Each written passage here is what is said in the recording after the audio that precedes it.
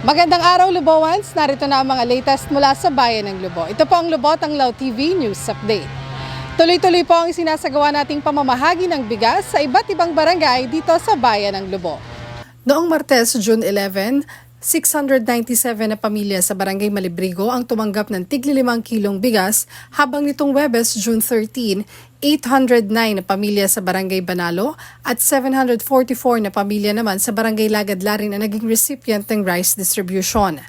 Pinangunahan ni Mayor Lota Manalo ang pamamahagi ng bigas katuwang ang Lobo Mayor's Action Center Umaze at Women's Group na Kasama Ka. Kasama rin sa distribusyon ang sangguniang barangay at functionaries sa naging katuwang ng pamahalaang bayan sa preparasyon para sa distribusyon ng bigas. Ang pondo sa programang ito ay buhat sa Municipal Social Welfare and Development Office o MSWDO Family Welfare Services at ito'y naisakatuparan sa inisyatibo ng ating butihing punong bayan. Patuloy pa rin isinasagawa ang ceremonial turnover at ribbon cutting ceremony ng Kalahi Seeds Project sa iba't ibang barangay. Noong Martes na i-turnover na ang disaster response equipment at amenities sa Barangay Malabrigo, habang formal na pinasinayaan ang flood control project sa Barangay Banalo at ang public address system at generator set project sa Barangay Lagadlarin naman noong Huwebes.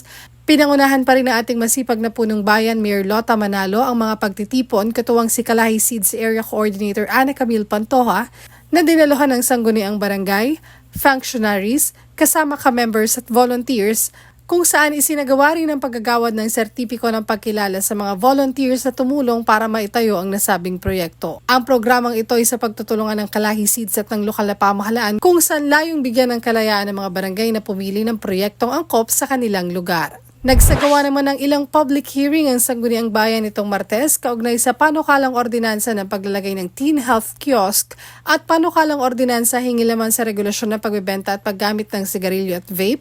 Nitong Huwebes, kaugnay ng panukalang ordinansa sa pag-aalaga ng mga aso at ngayong araw para naman sa Local Youth Development Plan. Pinangunahan na SB Member Honorable John Michael Aniyahan at PPSK President Gian Manalo ang pagdinig at pagpupulong na dinaluhan naman ng mga concerned departments at agencies at kinatawan ng mga barangay. Tinungo naman ang kinatawan ng Municipal Agriculture Office at Menro ang iba't ibang barangay ngayong linggo para sa pag-uumpisa ng monitoring ng MKMA program sa mga barangay. Dito ay titignan ang progreso ng mga barangay sa pagtatanim at solid waste management, bahagi pa rin ng MKMA program ng lokal na pamahalaan. Layo ng MKMA na mapalawig ang agrikultura sa ating bayan, mapanatili ang food security para sa mamamayan at maging pick and buy hub ang bayan para sa mga turista. Isinagawa naman noong Martes, Hunyo 11 ang Seaweeds Production Monitoring sa Barangay Sawang na pinangunahan ng tanggapan ng pambayang agrikultur at bantay dagat. Matatandaan noong buwan ng Marso ay nagsagawa ng pagsasanay ukol sa seaweeds production ang Bureau of Fisheries and Aquatic Resources o BIFA Region 4A, katuwang si Regional Seaweed Coordinator Domingo Torres. Sinimula ng produksyon at pagpaparami ng seaweeds noong April 16 at nakatakda na itong ma-harvest ngayong buwan ng Hunyo. Layo ng programa na makapagbigay ng karagdagang pagkakakitaan at maging alternatibong solusyon sa ating mga mangingisda kung sakaling magkaroon ng fishing closure sa ating bayan.